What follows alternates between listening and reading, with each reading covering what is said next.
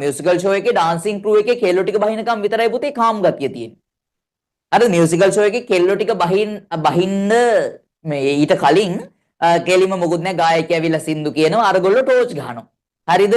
අපි පාවෙන ලෝකේ ඇවිදින චාරිකාවේ කියලා අපි මේ ටෝච් ගහනවා. හරිද? ෆ්ලෑෂ් එක ගහවෙන්නේනවා. හැබැයි සුරංගන අර මේ ඩාන්සින් ක්‍රූ එකේ කෙල්ලෝ ටික ස්ටේජ් එකට බැස්ස විතරයි ගායකයාටත් මාර උද්දාමයටපත් වෙනවා. මගේ දරු පැටව් අහසට දෑත දිගු කරන් හුව කොනේ එමෙන් මගේ දරු පැටව් අහසට දෑත දිගු කරන් අම්මයි කියා ගමටම හඬ තලයි වැරෙන් කියලා ගානවා අම්මට සුර අර කෙල්ලෝ ටිකත් ඇවිල්ලා කෙල්ලෝ ටිකත් රෙද්ද කරේ තියාගෙන නටනවා ඈ මගේ දරු පැටව් අහසට දෑත දිගු කරන් කන්න බෑ කියයි බත් ගුලි ලොකු වැඩි කියයි අම්මා මාර ආතල්ලයක් ගන්නවා දැන් මෙහෙන දුක හිතෙන සින්දුවක් මරු ආතල්ලා අන්න වැඩ හරිද? ඒ වගේ ගන්න ඕනේ. කිරි වෙහෙරට මල් නෙළුවට ඔබේ මතකය මට සුවඳයි. මල් අරගෙන ගිය ඔයාට සම්මා සම්බුදු සරණයි කියලා හෙන ආතල් එකක් ගන්න.